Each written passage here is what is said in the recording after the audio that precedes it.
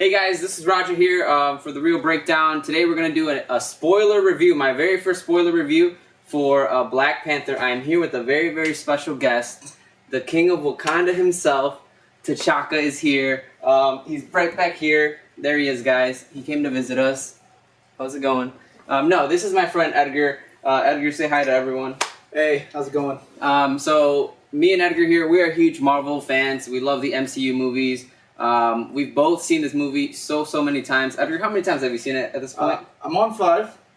Probably, 5 times, guys. 5 freaking times. I may hit double digits at some point, you know. Yeah, I'm sure you will. We both saw it opening night. We were in the same theater, and then... Twice, actually, that night. We both saw it twice that night. I saw it for a 3rd time today, so I'm at 3 times. Remember, guys, this is a spoiler review. So if you haven't seen this movie already, pause it, add it to your watch later list or something. You know, most of you have seen it now. That's why we're just doing a spoiler for it. So let's get right into it.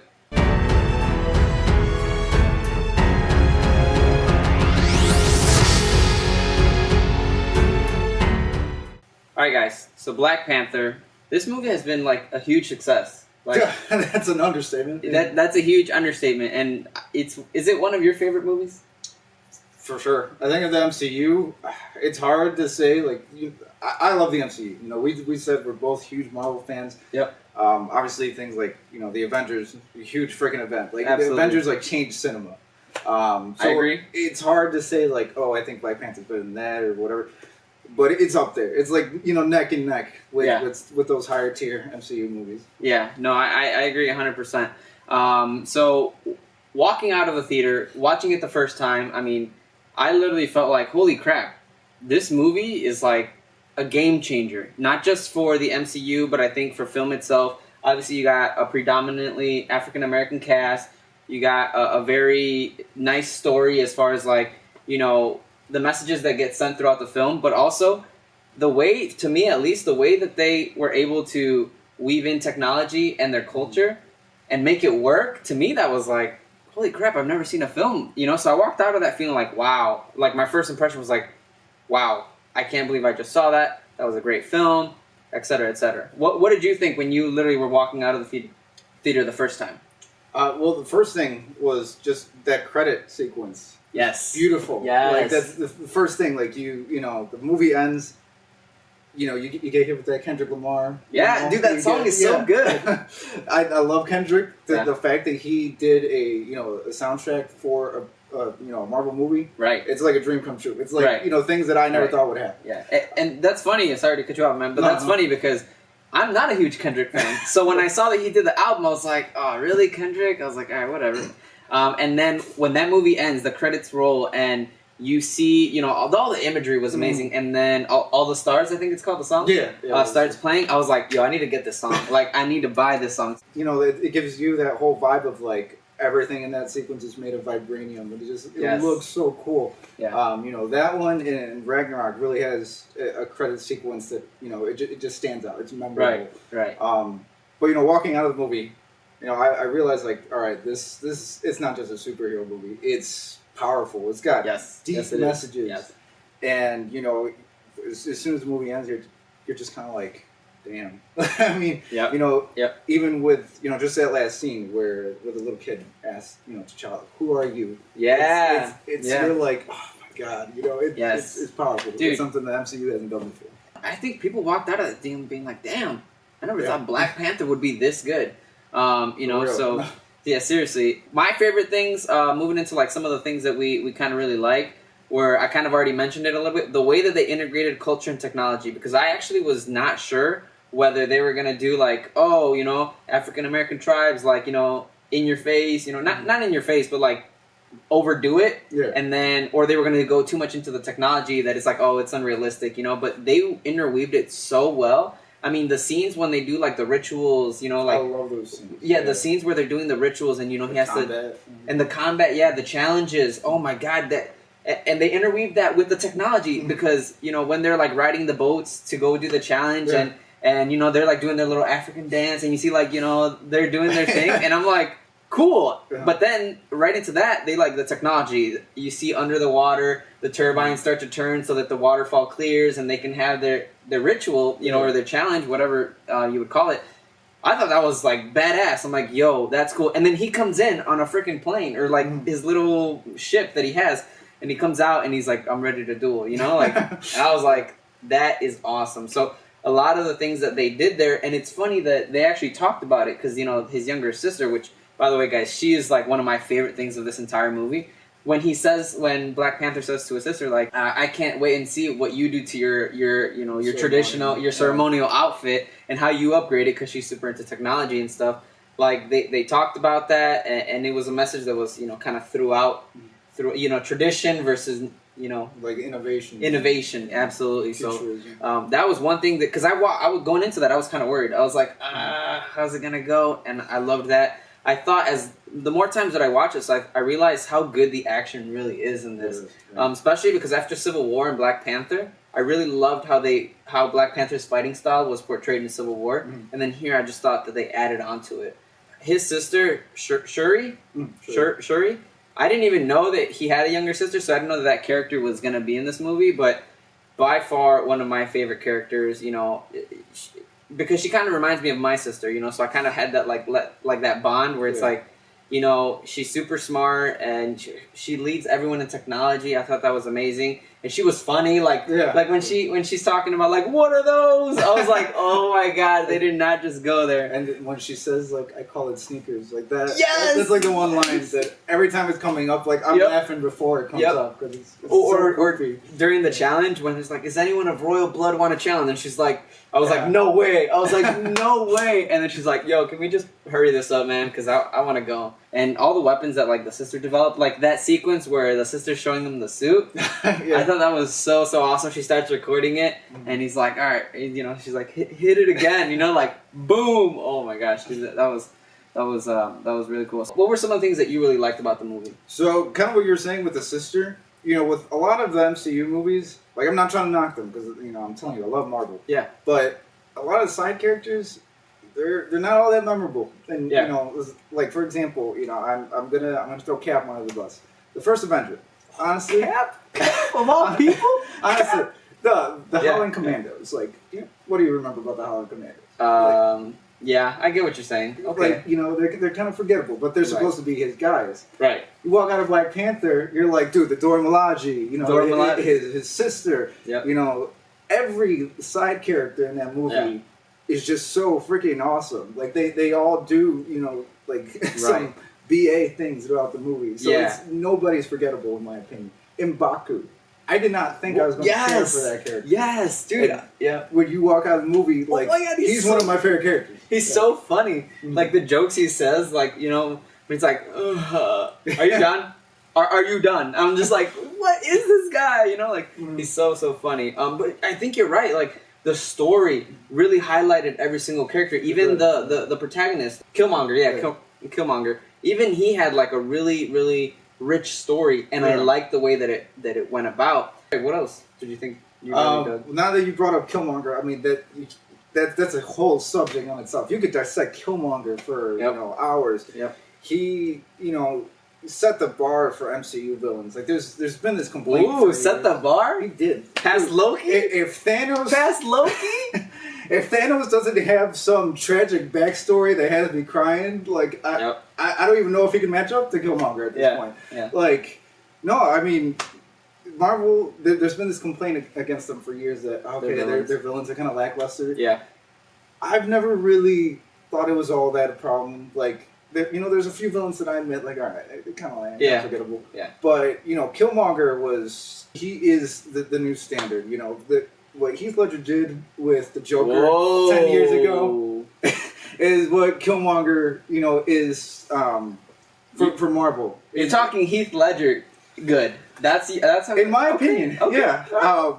You know, everybody's got their opinion. Yeah. In my opinion, you know, Heath Ledger set the bar for superhero movies and you know, what a villain is. It's been 10 years. You know, I think people were starting to kind of lose, you know, grasp of that message of, like, all right, this is how you do a villain. Okay. Michael B. Jordan, he came with Killmonger and he killed it. He reminded you of what it takes to be a villain. Yeah. You know, he's not just a simple, like, I'm bad, I want to rule the world. Like, that dude is hateful. Like, and you believe it. You believe it too, because when he talks about, even when he kills Ulysses Claw, like, I didn't see that. I'm like, oh, he's gonna let him go. No, he's just like, bam, shoots him dead. I'm like, oh shit. He was believable, and you also believe that he could take the Black Panther out because he was like bigger than him. Yeah. He was strong. I was like, yo, I believe that he's gonna take his ass out, you know. And I didn't see that coming. I really didn't see that coming because watching the trailers, I was like, okay, it might go this way, that way. I did not see the story, with him teaming up with Ulysses Claw to get more vibranium, and then how it all went down. Him killing him, delivering him to Daniel Kaluuya's character. I don't know the character's name. Wakabi, Wakabi. Which, while we're on him real quick. Yeah. When you watch Get Out, you're rooting for this guy. You're like, oh, this guy, he's my guy. He's got to win. Then in this movie, you're like, screw this guy. Like, dude, I hate him, Yeah, I wouldn't say that maybe I hate it, but you see his hate towards the Black Panther kind of grow and grow and grow and grow. And then at the end, when his wife, the head of the Dora Milaje, Okoye, right? When that rhino scene, he's aiming for M'Baku, and she just freaking says, like, no. And then, he's like, oh, are you going to kill me, like, over Wakanda? He's like, for Wakanda? Hell yeah, I'm going to kill you, So to me, that was a super powerful moment, too. And I really dug that because you have the men kneeling down to the women. It's a message that's being sent out, so I thought that was very powerful. There was so much to like and so much to talk about in this film. It kind of makes it hard to, like, compartmentalize everything. It really does. Like, everything... what it does beautifully is everything bleeds together. Yes. Yeah, it's like it's hard to say like, all right, I just want to focus on talking that. It all works together perfectly. The whole movie just complements each other. Yeah. That's what makes it so great. That's what sets it apart from even other Marvel movies. And one thing that I notice sometimes, I'm watching a movie and I'm like, what time is it? All right, like, Yeah, Justice League. It's time. Oh, shots fired. I was not bored, and I've seen this 3 times, man. Like, I was literally watching, I've seen it 3 times, and every single time I'm like, something going on. So, it's definitely an adventure. It's definitely fun. So, okay, no film is perfect. What are some things that you think you didn't like about this movie? Yeah. I mean, I can start it off. You get it going. I'll think of some stuff. I think what I would say is, I mean, I really, really like this film. Is it going to end up being as my #1 Marvel film? Absolutely not. Is it going to end up... It's not going to be Avengers. It's not going to be some of the Captain America movies, like Civil War. Civil War is higher than this one for me. I think some of the lines in the movie, I was like, I don't know. Like when Killmonger has pretty much defeated Black Panther. And he's like, is this your king? Is this your king? Like, he says it like 3 or 4 times, and I'm like, okay, we get it. Another thing too, okay, I liked Everett Ross, like his character, but was he really, really necessary though? Like they kind of just gave him a storyline just to give him a storyline. I mean, it's cool, you see him fly the plane, and he kind of helps out at the end. He wasn't necessary. Like, you could take him out, and the movie would still be really good. Yeah, that's true. Yeah. It's the overall story. Right, exactly. But he does bring a good sequence, like with M'Baku when he's like trying to say something. Like, you can't speak here, boy. And those are small things, though. Like, those are small nitpicky things. I don't think this movie had huge flaws that I'm like, no, this needs to go out. So what about you? What did you think that maybe something kind of bugged you or? Honestly, for me, it's hard to find flaws. I mean, I really do like the movie. Yeah. So kind of in contrast to what you were saying about. You like the fact that there's 2 Panthers fighting each other? Like, okay. I don't mind that. I like it. In a way, like, I wish they'd almost done something a bit different. Right. Like, I do like it as it is, clearly. But, Killmonger in the comics isn't a Panther. He doesn't have a suit like that. Okay. He's got his own different look. So I think it would have been cool if they went a little more comic accurate to his outfit. Even that minor nitpick. Like, I'm still fine with how it is in the movie. Yeah. Other than that, I'm trying to... Honestly, like, I really don't have that many flaws with that. I really liked it. Before I forget, there are end credit sequences. So, two end... There's a mid-credits and a post-credit. The mid-credit scenes, to me, is one of the most important things in this movie. I actually kind of wish they would have put it in the movie at the end, just so that people don't miss it. Yeah, I've heard a lot of people say that, actually. I think it's just as powerful as an ending as that kid saying, like, well, who are you? Yeah, I actually think it's more powerful. And you should stay after for that awesome credit sequence anyways. Yeah. But... Yeah, that alone, man. That, when he's talking about the different races, and I love how they showcase, like, it's the UN, so you're seeing Asian people, Hispanic, Indian, white, like, all those different races, and at the end they say, like, yeah, we are one human race. And I thought that was just like, boom, powerful, nailed it. You know, like you were saying, it's super powerful. And honestly, something that I didn't even really pick up on the first time watching it, you know, he says a line, he says, you know, the foolish build barriers and the wise build bridges. Yes. Like, yeah, a line like that is something people need right now. Like, yeah, you know, I agree. Especially you know, like the time that this movie came out in. I don't think we've seen... With the cast it had. Yeah. I don't think we've seen, like, our country this divided in such a long time. Right, I agree. And, you know, to see how powerful of a message this movie sends, and the fact that it has lines like that. Like, you know, let's not build those barriers, let's build bridges. That's the message of this movie, is, you know, build bridges. You know, the whole movie is about Wakanda coming out of the shadows and finally connecting with the world. It's beautiful. Another one that I loved, speaking of powerful lines, was at the end when Killmonger is dying and he says, you know which line I'm talking about. He says, "Bury me in the ocean with all my ancestors that, you know, who knew that death was better than bondage." And to me, that was like, oh shit, like he went there, you know. So because that says so much in such few words. Yeah, it does. That to me I thought was really cool. And then the end credit sequence, which takes a little longer to get to, but you know, that's where it ties into the MCU, and you see Bucky coming out without the arm, and you know, for Thanos coming up, gearing up for Thanos over here. I thought that was cool. I mean, it wasn't much, but you know what I think with that end credit sequence, I think that Bucky coming out and kind of saying like, you know, Shuri asks him, like, oh, how are you feeling, Sergeant Barnes? Like, blah, blah, blah. And he's like, I feel good. What I think that means is, like, he was resting because I think that Shuri, with her, like, medical expertise and her technology, she was probably able to get rid of that trance that he was under, you know, as far as, like, when people say those certain words from Civil War, then he gets triggered. So a sleeper agent, basically. I think she was able to get that out of him and just get that past him, because for Infinity War, they're going to need his help, and you can't really have a person that you're kind of not sure with, because you're like, oh, he might go bad at any moment, you know? Yeah, he might actually steal an Infinity Stone for himself.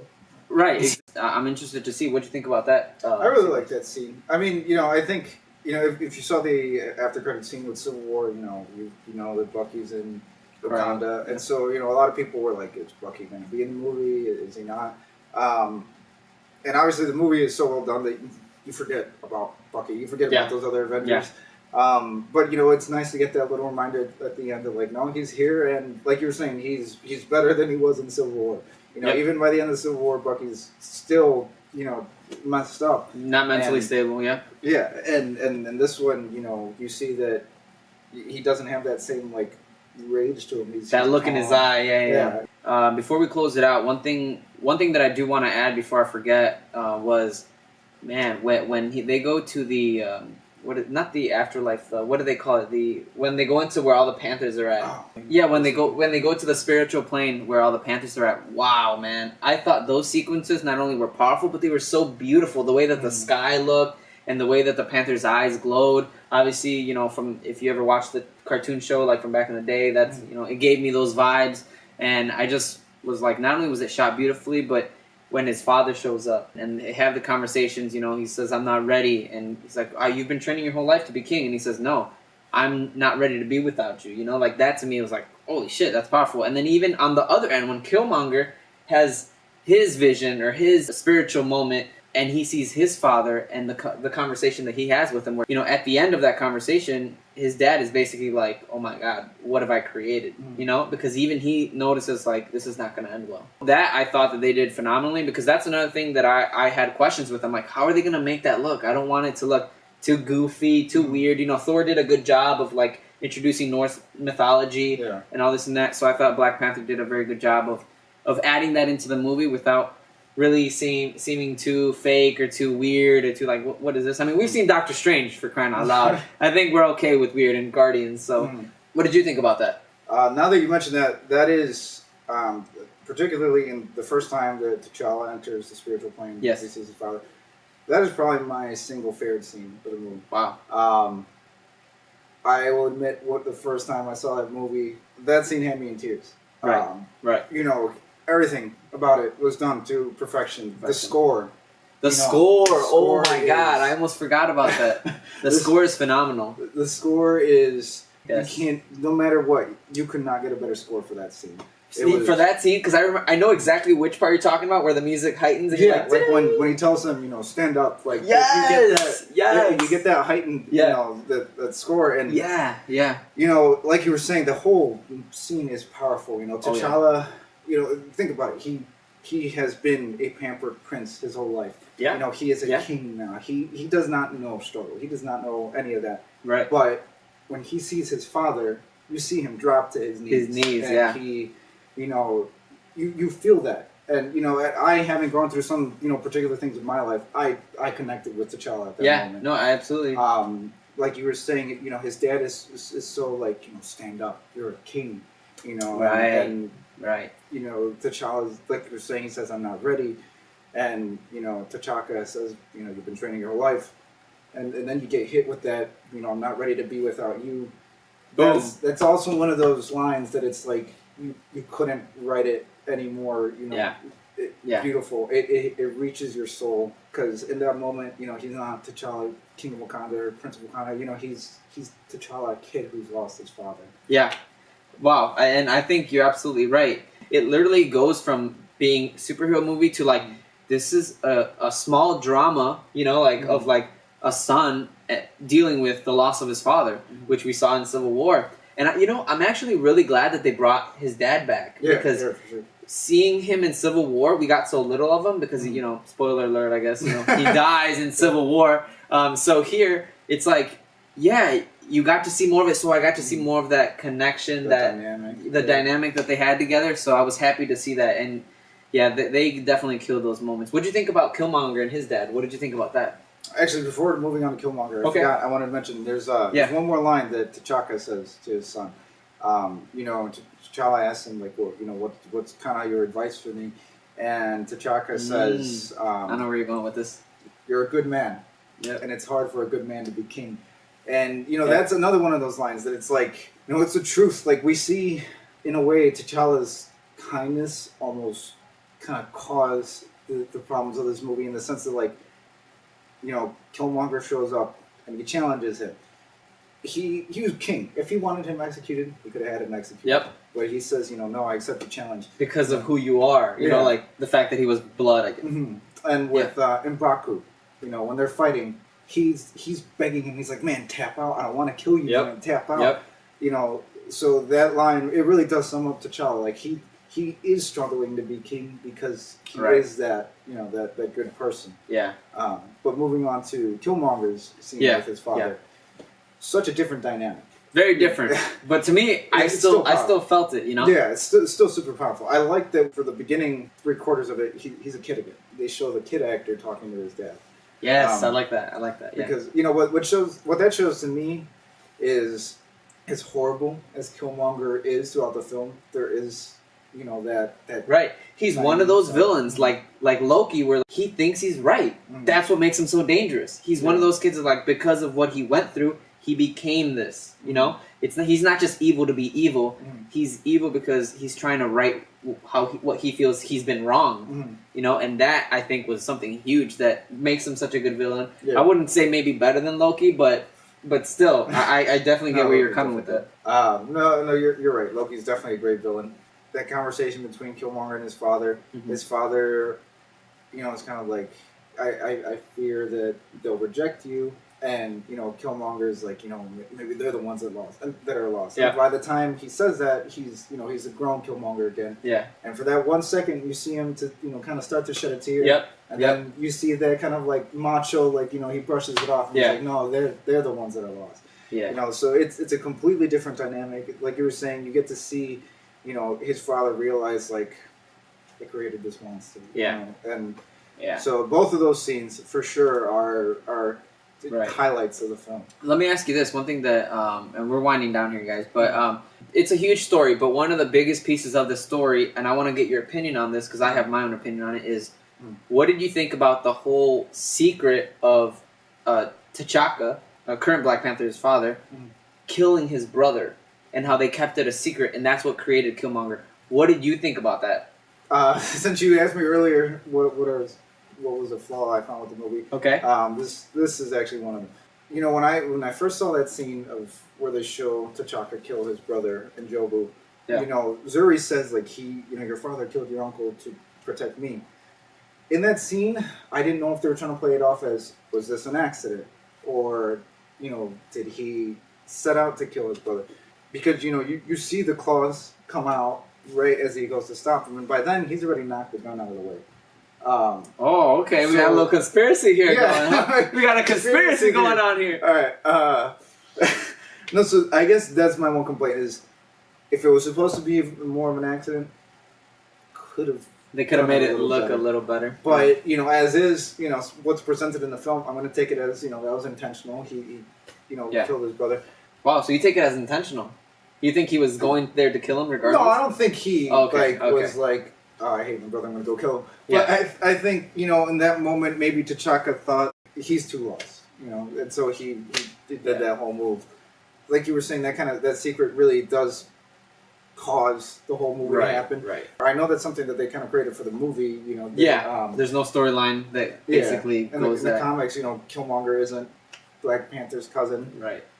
So I really like how that was done. I think it worked for the movie. Like the fact that he killed him, I don't have that conspiracy theory. I think it was an accident, should happen, self-defense, but kind of deal. It sucks that he killed his brother, but the fact that he kept it a secret, that to me was the real issue. That to me was like, why?